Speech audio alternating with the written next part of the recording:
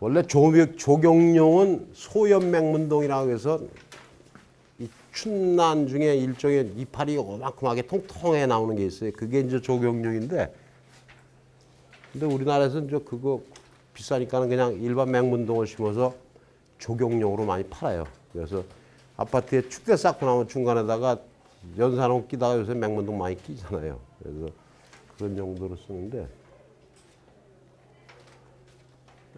맹문동은 백합과 식물로서 금방 전에 제가 말씀드린 것처럼 소염 맹문동, 맹문동은 똑같이 양으로 쓴다.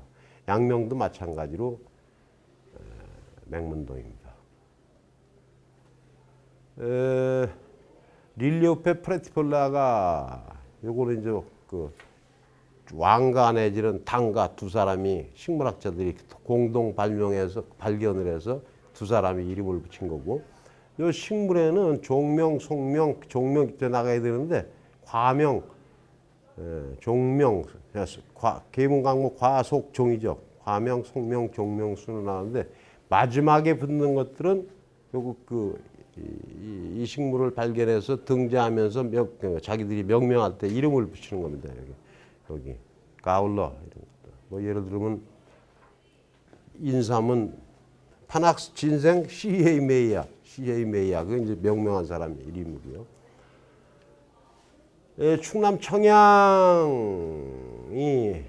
많아요. 그리고 이제 저 아래 그 밀양하고. 그래서 약으로 쓰는 것보다 이것도 농사를 짓고 나면 나중에 내년 봄에나 캐거든요. 맹문동은 내년 봄에 3월 달쯤에서 해동되면서 캐서 약 쓸 거는 약 쓰고, 또 폭이 나는 게 뚝뚝 잘라가 있는 것 같다가 뿌리 뚝 잘라버리고 우에 뚝 잘라버리고 그냥 요런 그냥 요거 갖다가 막 꽂았잖아요. 막 찢어가지고서 번식하기는 굉장히 편하고 살리기도 굉장히 편한데, 나중에 이제 거심한다고 그래서 그 약에 담아 달린 것만 따고서 다 뿌리를 빼내야 돼요. 이제 그게 조금 좀 귀찮은데,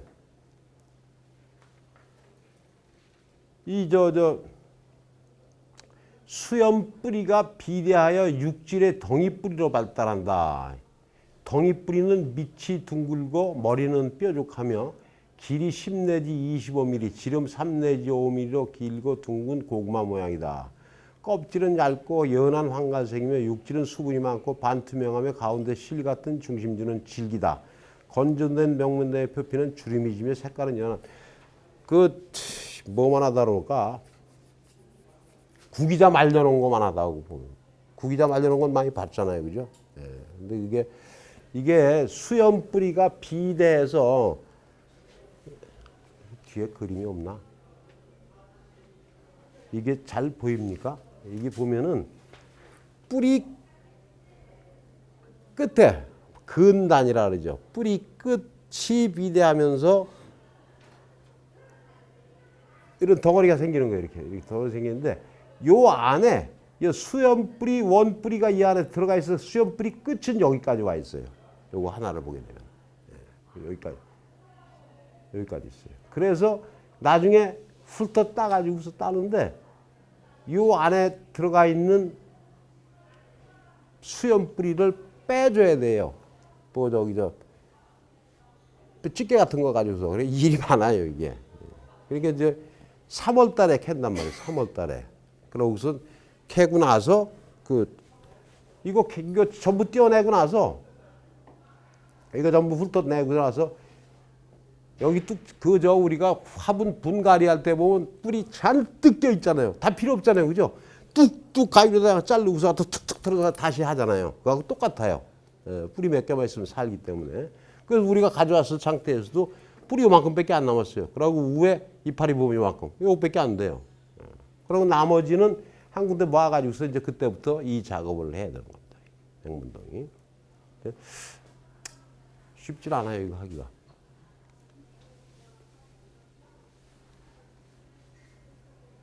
그래서 이제 말려놓으면은 모양은 구기자 말려놓은 것보다는 좀 길쭉길쭉하죠. 그러니까 말르니까 속에 거 빠지고 나면 쭈글쭈글해져요, 이게. 근데 저것도 거심을 안 하면은 뭐 두통이 있느니 뭐냐 잘은 모르는데 한약서에는 그렇게 되어 있습니다. 그래서 꼭 거심을 해야 되는데 요즘은 거의 안 하고 쓴답니다. 이제 저 맹문동도 식품용으로 다 수입이 많이 들어오는데 이제 우리는 처방을 할 때 우리가 약을 지어 먹을 건 아니기 때문에 맹문동은 우리가 여름에 이제 3월 달에 4월 달에 이제 생산이 된단 말이죠. 4월 달에 거심한 맹문동이 나오기 시작하면 한여름에 그걸 가지고서 이제 생맥산이라고 하는 보약 음료죠. 다 끓여놓고서 시원하게 생맥산에는 인삼, 벌꿀, 맹문동 또 뭐 들어갈 거야. 뭐 어디 저 주산지는 뭐 밀양하고 그렇다고 치고요. 이제 이게 맹문동도 그냥 품종을 많이 만들었는데 전부 다 영양계 분리라고 하는 것은 심어서 캐 보니까 많이 달리고 신하고 그런 거 있으면은 그거 뜯어서 그거 갖다 다시 심어 가지고서는 또 거기서 잔뜩 심어서 또 고르고 하다 보면은 그렇게 해서 영양계를 분리해 나가는 거예요. 그러니까 영양 번식하는 것들은 그 영양계, 그걸 영양계입니다. 그걸 이제 분리를 해서 만드는 것이 품종이다. 이건 뭐 재배적지는 내한성이 강하니까 우쪽에도 괜찮다는 얘기죠. 추위에 견디는 힘이 강하니까 전국적으로 재배가 가능한 대신 햇빛이 잘 드는 곳이라야 된다. 수염뿌리가 발달하고 심을 때부터 봤잖아요. 그 잔뿌리, 수염뿌리가 발달하고 습한 곳을 좋아하며 수분 요구도가 커요.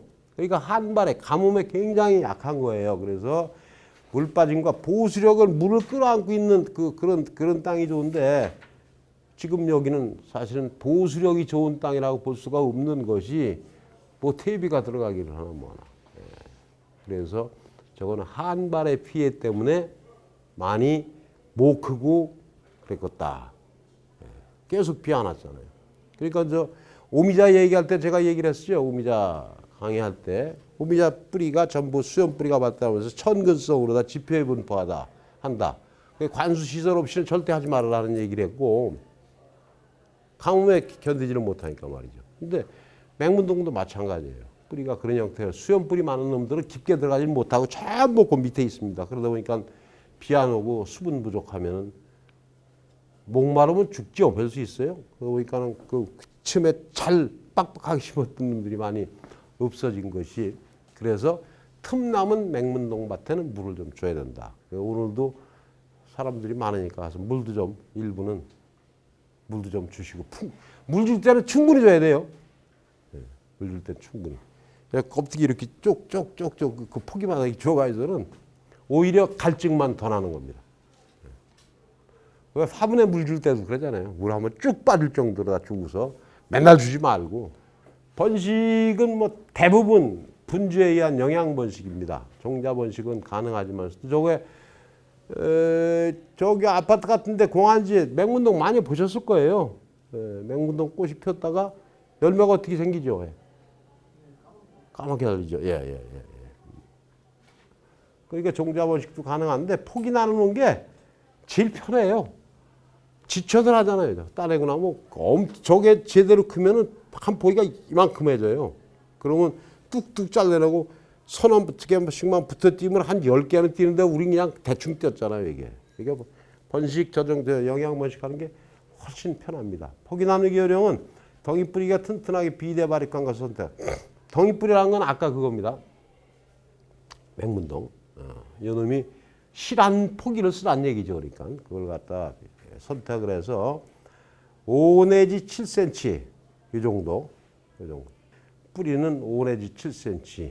잎은 4분의 3 내지는 3분의 2 정도 다 잘라내 뿌리고서 요만큼만 남겨놓으면 돼요. 근데 너무 바짝 자르면 죽어요. 그러니까 요 정도 남기고 뿌리도 요 정도 남기면 돼요. 아래 오르다가 5cm. 우리 갖다 심은 거 10cm 안 됐어요. 그죠? 그때 심을 때. 아래 위에 다 합해봐 한 6, 7cm 됐을 요만했잖아요. 그죠? 그러니까는 넉 잡아서 위로 5cm, 밑으로 5cm 하면 이만한데.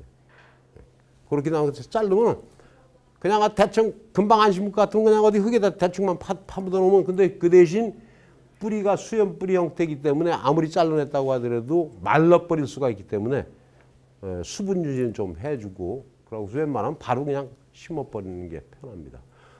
그러니까 올해도 그 양이 많아서 막 여러분들 가져갔잖아요. 그런데 혹시 밭이 여유가 있고 그러면은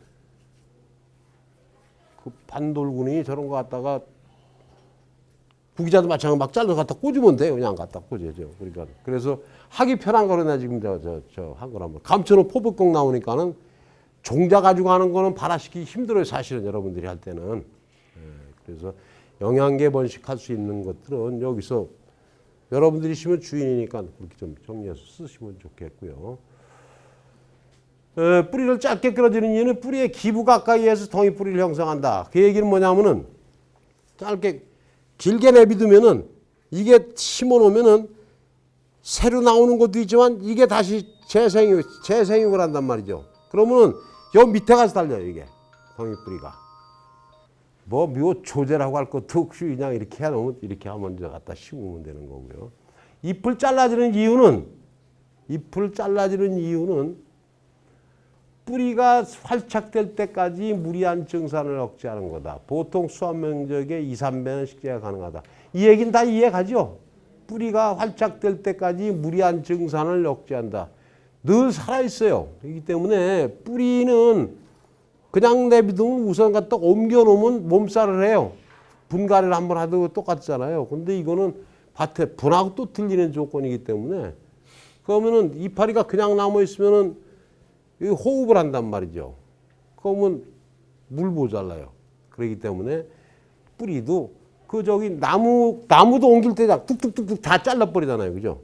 그럼 원가지만 가져가잖아. 이파리 붙여놨다가는 거기서 증산작용하고 하다 보면 뿌리가 새뿌리 뻗지도 못하는데 말라요. 그렇기 때문에 이파리는 보통 그 분갈이 할 때 두에 많이 잘라줘요. 뿌리도 많이 잘라주고. 이제 일반적인 얘기입니다. 4월 하순경에 분지면을 식재한다. 우리는 4월 15일 날인가 했어요. 그죠? 그러니까 4월 중하순경에 제대로 한 거예요. 그래서 정식을 빨리 할수록 유리하다. 늦어도 수확 후 10일 이내에 정식을 해라. 그러니까 3월 말이나 이때쯤에서 뭐 쟁기질 딱 만들고 수염 뿌리의 발달을 위해서는 심경하는 건 깊이 갈아라는 얘기입니다. 깊이 갈고 부드럽게 흙덩이를 부숴 두둑면을 평평하게 뿌리의 전개와 영양소를. 하여간 요 놈을 가지고 내가 먹고 살려면 요 놈을 잘 키워야 되잖아요. 그럼 요 놈이 제일 좋은 조건이 뭔가라 당연한 거 아닙니까? 그러니까 저 수염 뿌리가 눈으로 봤지 않습니까? 수염 뿌리가 많이 발달했기 때문에 수염 뿌리가 제대로 좀 크게 하려면 흑살은 부드러워야 될 거 아닙니까? 흑살은. 그래서 우리는 노지에 저렇게 심었지만서도 흑살을 부드럽게 아무리 잘 만들어 놔더라도 피복을 안 해주면은 외적인 요인에 의해서 굳어요. 그래서 비닐 피복을 해주면은 수분 증발도 억제를 해주고 다져짐도 억제를 해주기 때문에 피복을 하는 거예요. 이제 이런 식으로다가 이니들 다 한 20년씩 댕기는 사람들이에요, 다 이렇게. 그러니까 이렇게 하는 그래서 원래 이렇게 부직포 피복을 한다니 비닐도 이렇게 나와요. 그래서 내가 저 충남 금산의 들깨 시설 재배 얘기할 적에 비닐이 사방 5cm 간격으로다가 뚫려 있다 그랬잖아요. 이거는 한 20, 30cm 될 거예요, 이거는. 그러니까 촘촘하게 갖다 쫙 깔고서 양쪽에 부부지간에 앉아가서 요새 깔고 앉는 것도 바꿔 달렸어, 그죠? 엉정 거 가면 다 따라와 이게. 옛날에 그런 거 나오기 전엔 말이죠. 스티로폴 두꺼운 거에다가 이렇게 해가지고서는 여기다 대고서 끈으로 어떻게 해서 갖다 이렇게 묶고 그러고 다니죠. 풀을 뽑았어요. 근데 그 다음에 이제 깔고 차가 나와가지고서 밖으로도 그러고 다니는데. 그러면 앉아가지고서는 들깨 실 갖다 두세 개씩 이렇게 탁. 그러면 어디까지 나는지 아무도 몰라. 그러니까 부부지간에 싸워. 이제 품 사서 농사 지면은 때밀이가 더 먹어. 목욕탕 주인보다도. 그러니까는 대농인 경우에는 어쩔 수 없지만서도 소농인 경우에는 부부농 정도가 제일 적합해요. 예. 그러면 내 품에서 조금 더 뜯어먹는 게 농사예요. 예.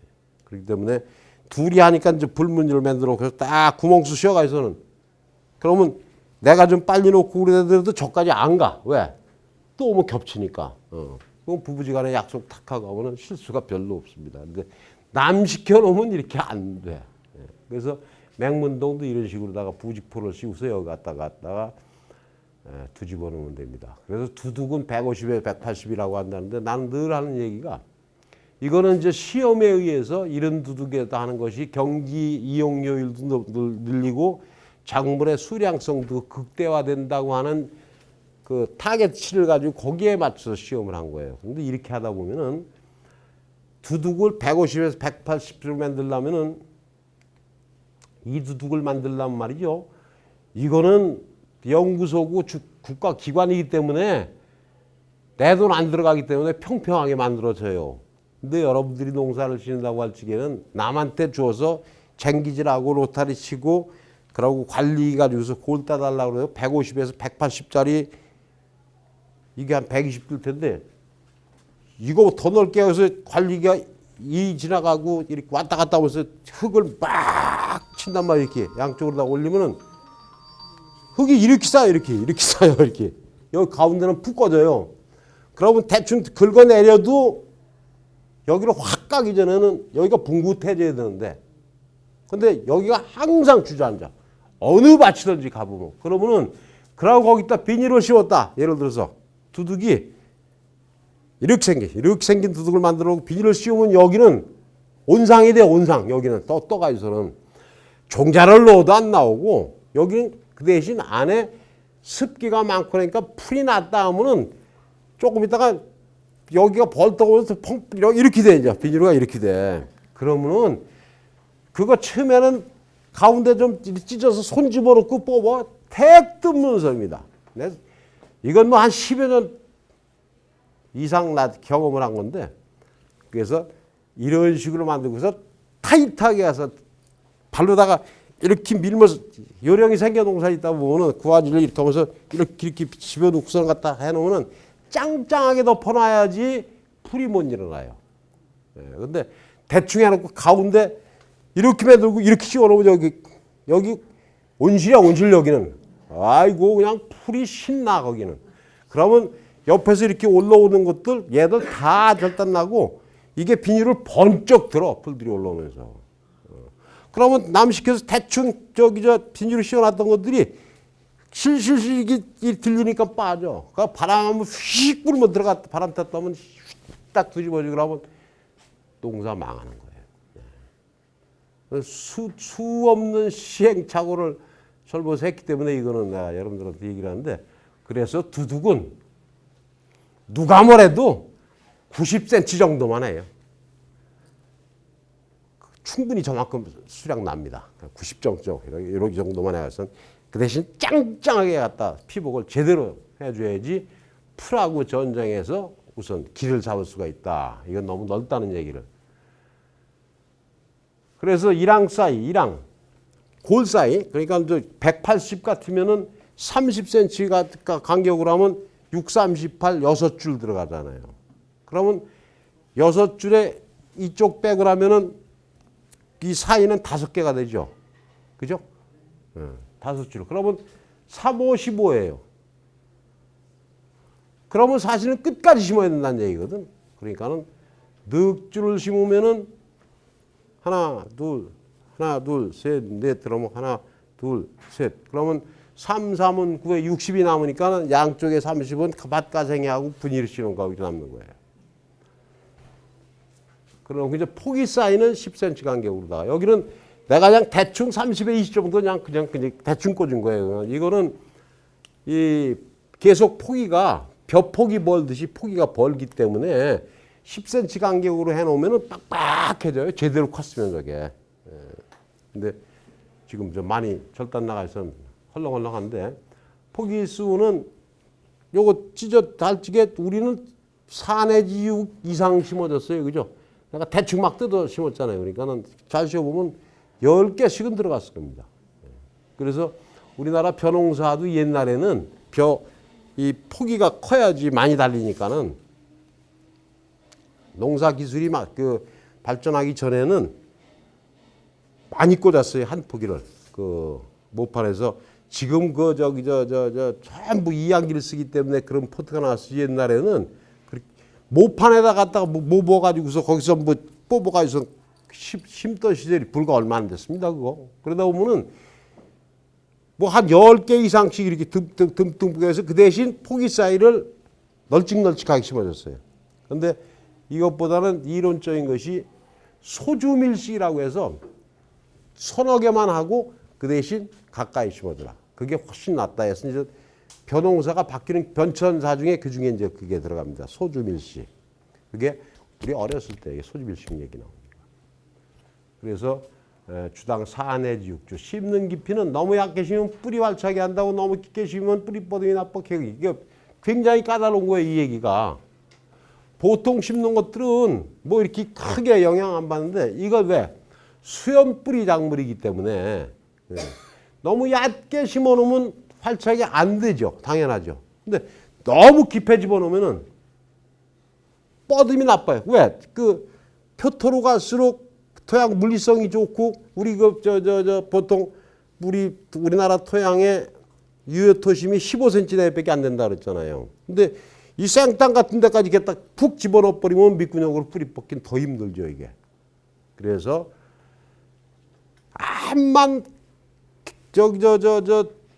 경운기 가지고 쟁기질하고 로타리 치고 했다고 하더라도 요 손이 좀 작아요. 근데 한 15cm 이상 들어가긴 사실 힘들어요.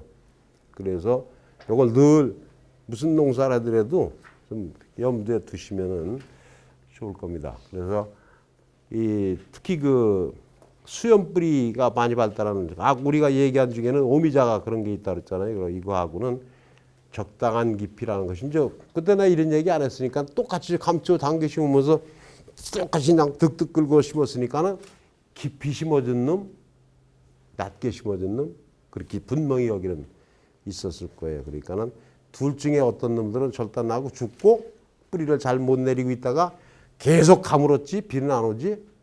그러니까는 백문동 밭이 처음에 심었을 때부터 발은 없어졌다.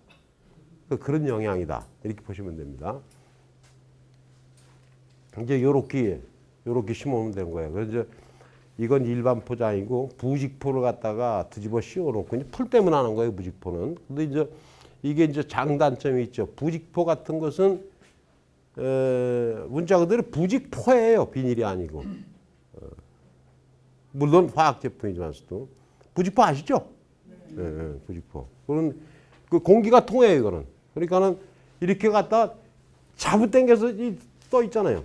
딱 비닐처럼 밀폐를 시키기 위한 작업을 안 하더라도 대충은 올려놓고 위에다 전부 또 흙을 덮어놓잖아요. 이렇게 놓으면은 이 밑에 풀 발생만 조금 덜 나게 하고 이것도 비닐만은 못해도 토양의 물리성을 유지하는 데는 큰 문제가 없을 겁니다. 인산가리를 많이 주어야지 덩이뿌리 형상이 잘 돼야 수량이 많다. 질소의 기능은 별로 필요 없다는 얘기예요. 근데 전혀 안 주는 건 아니고요. 밑거름은 역시 이런 식으로다가 개분이나 우박이나 이런 것들 유기질 비료 들어갔다 충분히 좀 줘야 되는데 어느 밭이든 생땅에다 농사 지려면 절대 안 됩니다. 그러면 내 산 밑에 밭이 됐든 뭐 전에 뭘 심었었고 뭐 그 밭의 전력을 얼마나 묵었었는지 전에 뭘 심었는지 밭을 사들은 농사 짓기 위한 밭을 살려면 숙전화되어 있는 거 익은 밭 이래야지 농사가 되지 그냥 생땅에 가서 갖다 꽂아놓고서 생땅에 들깨 꽂아놓으면 요만큼 커요. 그러고 꽃 먼저 펴요. 예. 거름기 많은 데 갖다 심어놓으면 들깨가 이만큼 해져요. 우리 나만 시골에서 컸을 거예요. 아마 여러분들은 아니고. 나는 시골에서 클 때 보면은 옛날에는 거름땡이라고 그랬잖아요. 그죠? 풀벤 거, 뭐 뭔가 갖다 지 싸놓고 그러면 썩고 몇 년씩 가잖아요. 그게. 근데 가보면 여름에 비 오고 빗물에 떠내려 들깨 종작 감대 나면 그냥 키가 이만큼 컸어요. 그런 기억 나실 거예요. 그래서 유기물, 퇴비의 기능을 갖다가 거름의 기능이 아닌 토양물리성 개량하고 이런 그 기능을 내가 쭉 도입부에서 설명을 해주셨던 것처럼 퇴비를 충분히 줘야 된다라는 것은 거름 안 주고 농사 그것도 안 됩니다. 그 거름이라는 것은 내가 얘기하는 거름은 화학 비료보다도 먼저 퇴비, 유기물이 충분히 유기물은 뭐냐? 동식물의 사체가 부패한 결과물이에요. 동식물 죽은 놈 썩은 게 유기물이란 말이죠. 그걸 충분히 줘야 된다. 이제 본밭 가면은 심은 지 3일 이내 이게 결국에는 제초제인데 펜디입제라고 갖다가 이게 이제 입제는 가루 형태로 결정체가 있죠. 입제는 분제는 가루고 입제는 이 뭐라나 과립 뭐 그런 식으로다가 이제 그게 이제 입제고 수화제가 있고 수화제는 물에 타는 거고 유화제는 기름에 타는 겁니다. 근데 유화제는 거의 잘 안 나오고 그런데 이게 이제 저거 심어놓고 나서 그러면 심느라고 막 허청거렸으니까 그 안에 이미 발화했던 잡초들은 죽었을 확률이 높아요. 막 땅을 긁고 막 했으니까는.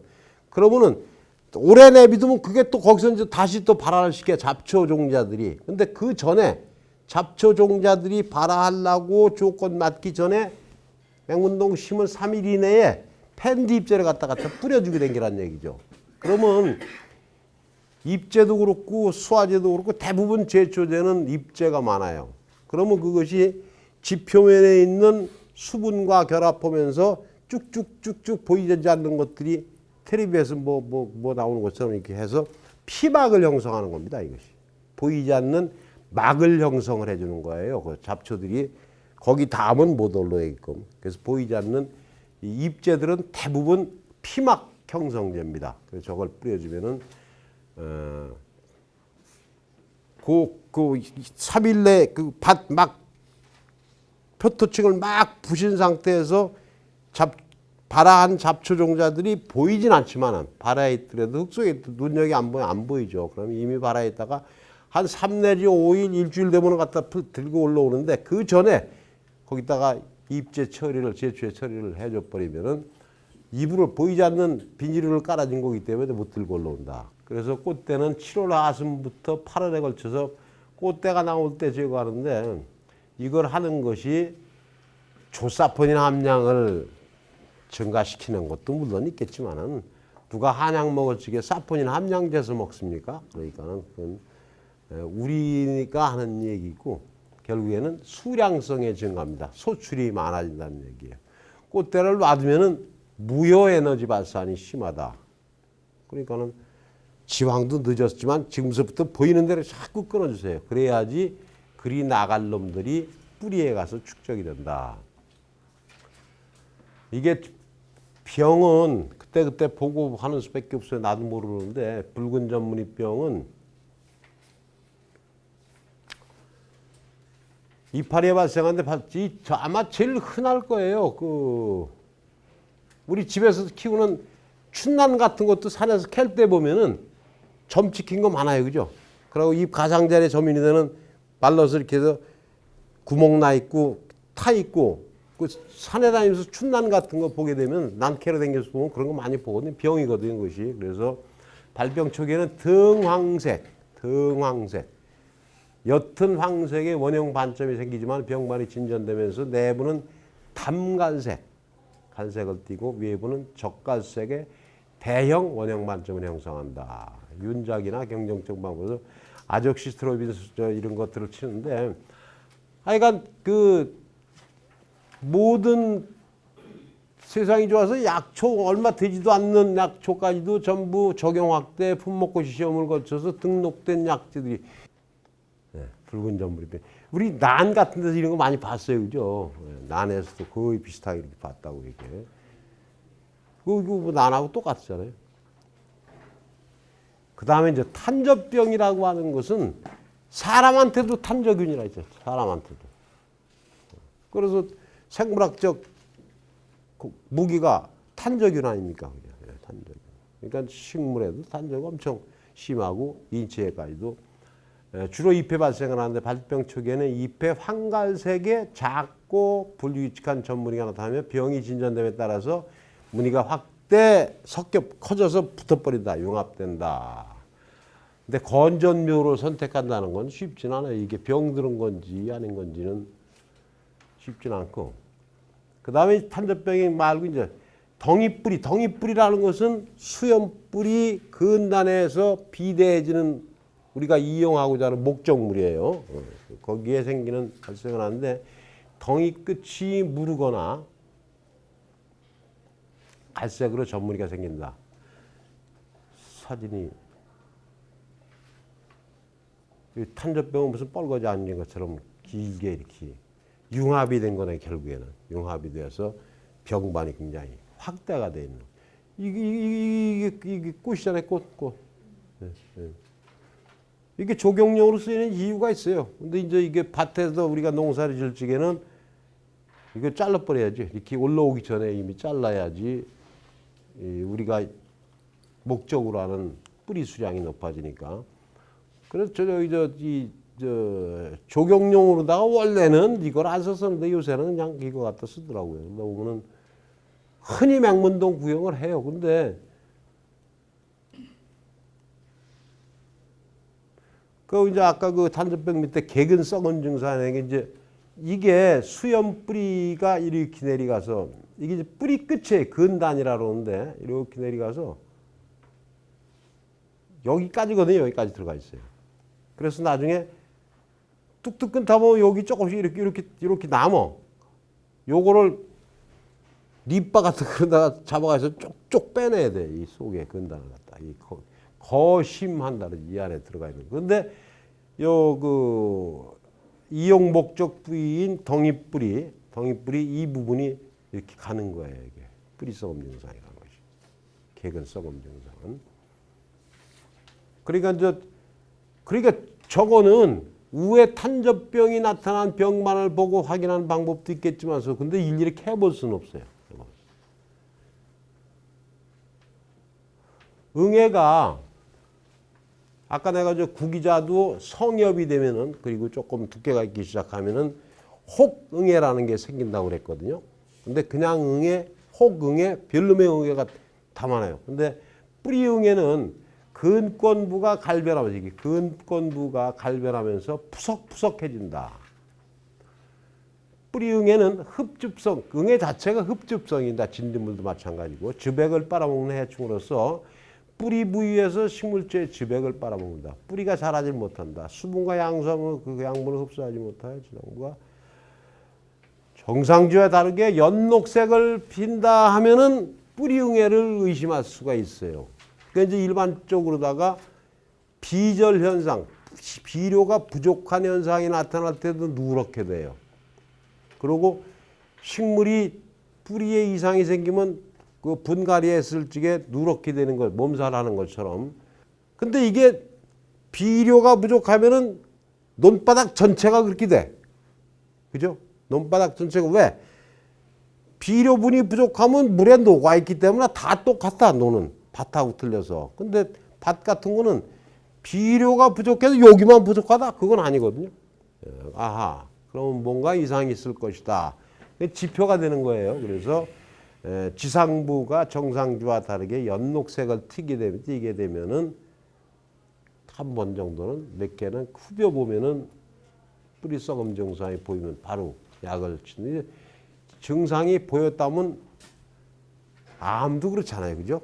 초기다 그러면은 약 치고 수술하고 방사선 치료하고 그러면 낫는데 전이 됐다. 림프선이 어떻고 막 그러면 삼자 나오고 막 그러면 식물도 마찬가지예요. 그래서 조기 발견이 그러면 조기 발견하기 위해서는 뭘 알아야지. 판정을 할 줄 아는데 모르잖아요. 나도 모르는데. 이런 식으로다가 아마 밭에서 이제 군데군데 이거 스파팅이 생기면 말이죠. 이런 데는 여기에는 근데 병은 한 군데 확 안 걸리거든요. 근데 이걸 내비두게 되면은 이게 점점 더 이렇게 넓어지겠죠. 옆으로 퍼져 나가니까. 이거 이거 뭐 밭까지도 필요 없습니다. 연작된 포장은 두가작물 재배를 계획하세요. 이건 좀 넘어갑시다. 그 다음에 이제 이게 풍뎅이 구운뱅이라 그러지. 구운뱅이 땅속에 있는 것들은 유충은 구운뱅이라 그러는데 이 풍뎅이 종류도 엄청 많고 엄청 많아요. 그래 난 몰라요 아무것도. 근데 이제 우단 풍뎅이 종류일 것을 추정한다. 근데 잔뿌리를 주로 갉아먹는다. 잔뿌리가 사라져 식물체의 수분과 영양을 흡수하지 못하면 당연히 양수분 흡수 못하면 지상부는 누렇게 되면서 죽게 되겠죠. 그래서 뿌리썩음 증상에 의해서 이렇게 되는 부분이나 우단 풍뎅이 때문에 이렇게 되는 것은 자기가 아무도 몰라요. 전문가만 알죠. 그래서 이런 밭에서 이런 증상이 보이면 하여간 다른 대학 다 퍼런 데가 군데군데 누렇게 돼 있다면 지금 얘기한 두 가지 외에 다른 요인도 있을 수 있지만서도 일단은 그걸 의심을 해봐야 된다. 맹문동에는 등록된 약재가 없답니다. 그래서 이 다른 작물에 등록된 약. 근데 대부분 다른 작물에 등록된 것들이 이거를 왜 등록된 약재를 쓰느냐. 이게 농약회사들이 시비에 휘말리는 일이 굉장히 많아요. 그래서 시비에 휘말리지 않으려니까는 아주 조그만 마이너한 크랍에도 적용 확대 시험을 해서 약봉투에다가 무궁화 어리 총채벌레라는 것도 있고 꽃노랑 총채벌레라는 것도 있고 검은 다리 실외장이도 있고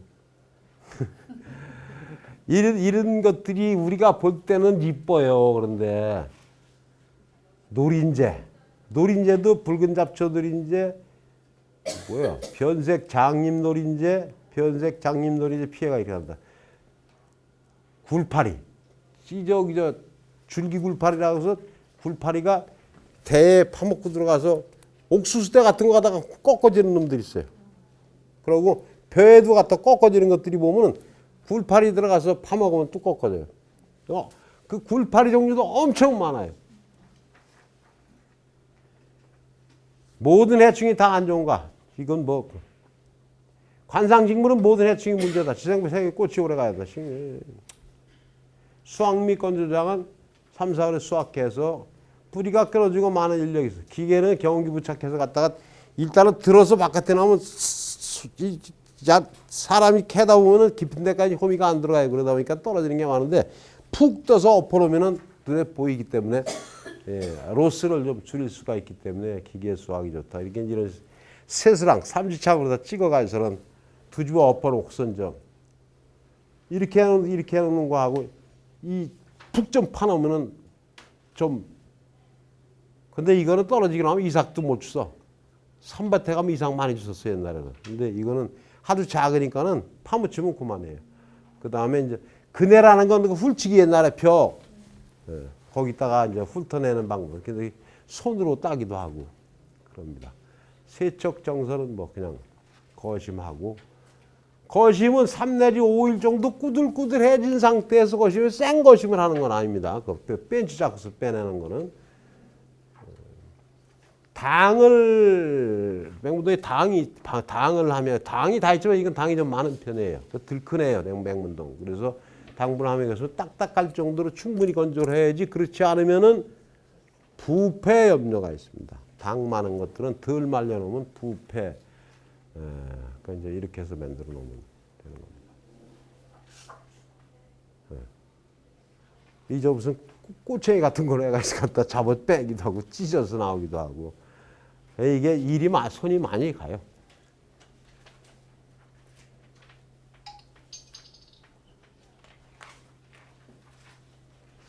결국에는 부직비료 씌우느냐 비닐을 씌우느냐인데 비닐로도 또 투명 비닐, 흑색 비닐, 뭐 청색 비닐 그거 다 해봤는데 뭐니 해도 무표복구든 다 좋아요. 비닐로 씌워지는 게 부직포로 깔든 뭐. 자 맹문동에 여기까지만 하고.